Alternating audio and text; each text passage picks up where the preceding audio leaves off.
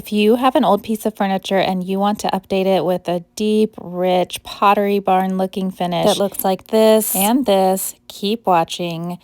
I started with a base coat that's darker than you typically see. This is Plymouth Brown by Benjamin Moore. I did 2 coats of that all over, and then I covered everything in a gel stain. This is the Minwax gel stain in the color Coffee. I used a roller so I could coat everything pretty evenly, and then I used a little foam brush to get into all the nooks and crannies.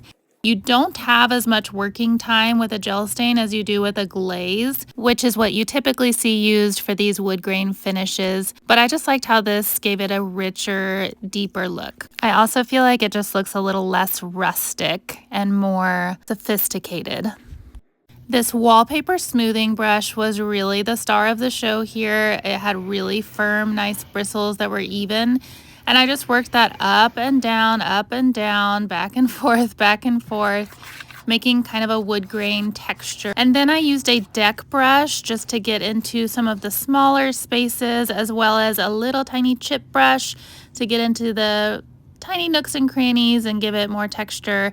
And then all I did was play until it was kind of dry. So I added some more stain in places and just messed with it until I was happy.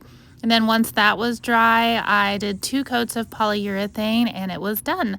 I love how rich and textured this is. It turned out so beautiful and it sets off this wallpaper nicely.